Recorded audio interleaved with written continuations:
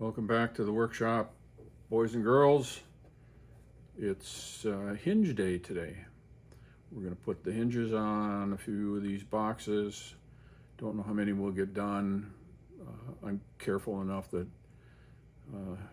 maybe too much of a perfectionist, but I like to have these things so that the box closes and closes properly and is flush on all four sides of the box. You can see I've marked the sides because I'm going to set this aside and I don't want to forget which side I'm putting my hinges on, because I want the grain patterns that's visible on the outside of the box to be the same for the top and the bottom. Ultimately what I want to have happen is for when this box closes that all four sides line up. What that requires me to do is to be very, very careful and precise about how I place these hinges on. So it's imperative to use some really good precision tools. I'll show you how I mark my hinge placements. I love to put my hinges an inch in on the first edge, 1 inch on a 10 or 12, even a 9-inch box. So I set my square on, I mark it with a marking tool. I don't use a pencil. Marking tool provides me a real precise, and I scribe that. Then I'll take a hinge and I'll set that hinge. I could measure this. This is 1.25 inches, and I could measure it, but the best way to do it, of course, is with the hinge itself.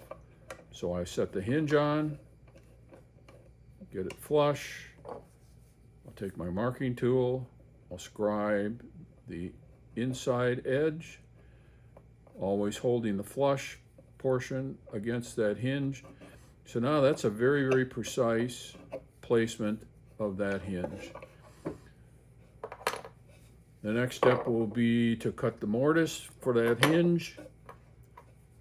I'm using a trim router and a 1/4 inch bit. The depth of the cut on that bit is half the distance of that pin that's in there. And that sets it properly on the top and the bottom. And I'll do half on each, so I get good placement of that hinge.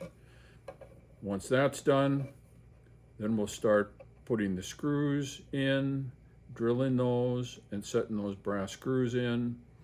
And I do 1 screw in each of the 4 hinge leaves, 2 on the bottoms, 2 on the top, and then I'll close the lid. If everything lines up properly, then I'm in good shape. If not, I've got to figure out which way that thing twisted and then readjust. And it could be as simple as that screw not being exactly in that center of the hole.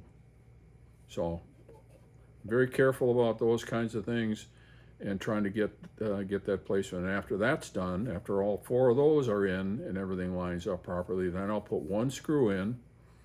I'll generally do 1 screw in the bottom, close it, make sure that everything still lines up.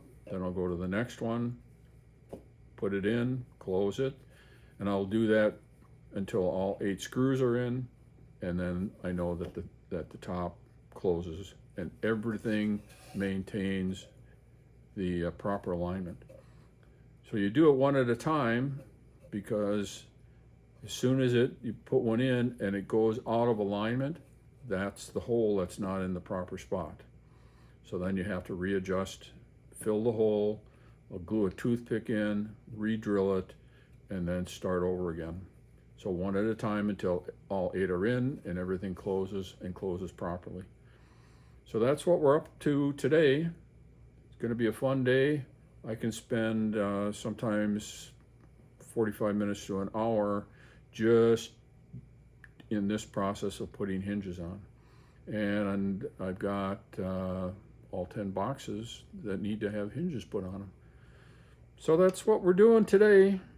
Hope you're having a good day, and we will catch you on the next one.